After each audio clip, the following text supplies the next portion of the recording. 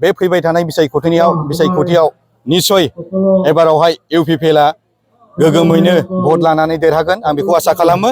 आरो नैबे बावखुंग्रि समस्तियावहाय जिथा धनेस्वर गयारी दा बिराद माने बोसोरनिफ्रायनो 15 बोसोरनिफ्रायनो बियो सरकाराव दंबाय थायोमोन। दासिमाव बियो 22 बोसोर जाबाय सरकार खालामनाया। बे बाराव धनेस्वर गयारीया देरहागोना गोजान। बे बारावहाय जोंनि इउपिपिएलआ मोजां भट लानानै देरहागोनखौ आं आसा खालामो। बेहाय जोंनि कंग्रेस कर्मी बिथांमोनहा जोंनि टीमनिया 64टा जोङो जयेन जादों कंग्रेस दोलोनिफ्राय फैनानै। बिनि गेजेराव जोङो दिनै मानि खारनाव फैदों होनबा जोंनि कंग्रेसखौथ' मा जादों मिथिखाबाय। जोंनि कंग्रेस बे नेशनेल दला मा जादों नोंसोर मिथिखाबाय। दाना गर्जन मोसाहारी सारानो माखासे खोथाखौ बुंखाबाय। आरो जोंनि ब्लकआवनो जोङो केन्डिडेट मोनदोंमोन।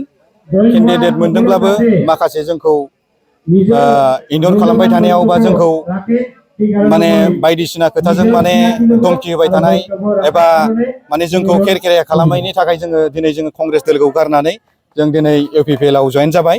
आरो बेजों लोगोसे जोंनि गासै बुथ आरो मण्डल आरो ब्लक गासैबो जोङो जयैनो दिनै सिन्थाधारा खालामनानै जोङो जयेन जाफैबाय। आरो जोङो बे कंग्रेसनिफ्राय फैनानै इउपिपिएलआव जों जोबोद गोजोननाय मोनदों।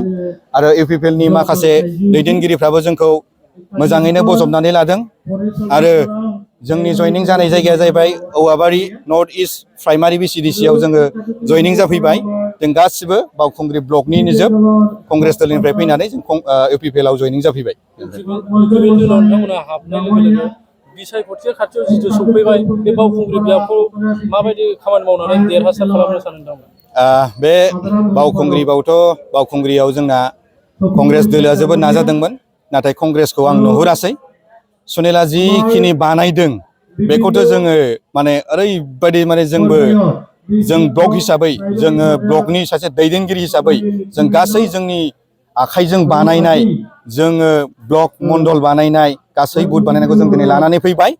आरो बे फैबाय थानाय बिसायख'थियाव निश्चय एबारावहाय इउपिपिएलआ गोगोमैनो भट लानानै देरहागोन आं बेखौ आसा खालामो। आरो नैबे बावखुंग्रि समस्तियावहाय जिथा धनेस्वर गयारी दा बिराद माने बोसोरनिफ्रायनो 15 बोसोरनिफ्रायनो बियो सरकाराव दंबाय थायोमोन। दासिमाव बियो 22 बोसोर जाबाय सरकार खालामनाया। बे बाराव धनेस्वर गयारीया देरहागोना गोजान।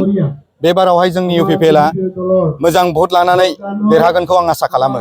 आरो बेखिनिखौनो नुहुरनानै जोङो इउपिपिएल दोलोआव जयेन जाफैयो।